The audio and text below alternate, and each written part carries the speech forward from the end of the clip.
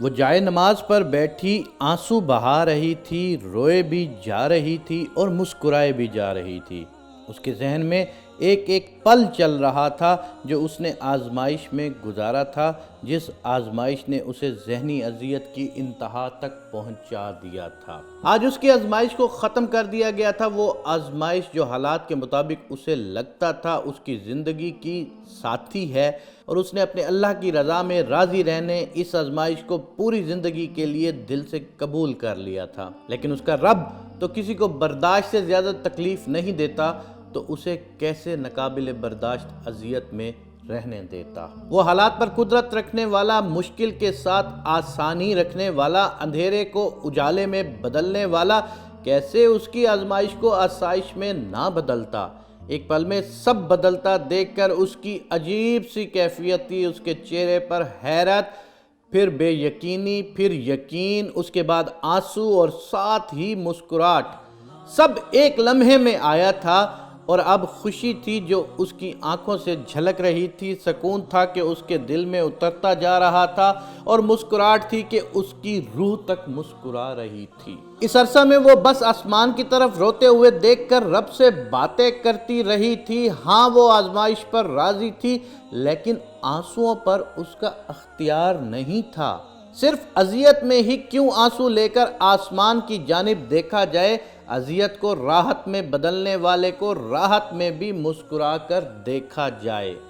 صرف غم میں ہی کیوں اس کی طرف رجوع کیا جائے؟ خوشی میں بھی سب سے پہلے اسے ہی یاد کیا جائے۔ اور اب وہ سجدہ شکر ادا کرنے کے بعد بھاگتی ہوئی کمرے سے باہر آ کر تشکر بھری نظروں سے مسکراتے ہوئے آسمان کی جانب دیکھ رہی تھی، اور دل ہی دل میں کہہ رہی تھی کہ میرے پاک پروردگار، میں کتنی ناشکر ہوں کہ میں تیری دی ہوئی تھوڑی سی ہی مشکلات سے پریشان ہو گئی تھی، لیکن میں نے اس اذیت اور اس مشکلات کو اپنا جیون ساتھی بنا لیا تھا۔ میں مایوس ہو چکی تھی، لیکن تیری جو رحمت ہے نا، وہ سب سے زیادہ قیمتی چیز ہے۔ مجھے نہیں معلوم تھا کہ مجھے کبھی زندگی کا ایسا دن بھی میسر آئے گا جس دن تیری رحمت کے سرچشمے سے میرا دامن بھر جائے گا، اور میرے گھر کی تمام اذیتیں، مصیبتیں، پریشانیاں دور ہو جائیں گی۔ وہ اللہ تعالیٰ کے آگے سربت سجود تھی، اور بار بار تشکر والے الفاظ ادا کرتے ہوئے اس خدائے باری تعالیٰ سے، اس خدائے بزرگ برتر سے اپنے کیے گئے گناہوں کی معافی مانگ رہی تھی، اور بار بار اپنے رب کے آگے جھک کے یہ کہہ رہی تھی کہ میرے مالک، جس طرح تو نے چھپر پھاڑ کر مجھے دیا ہے، جس طرح تو نے کسی غیب سے میری مدد کی ہے، میرے تو وہم و گمان تک میں نہ تھا کہ تو اتنا رحیم و کریم ہے۔ میرے پاک اللہ، مجھے معاف فرما دے۔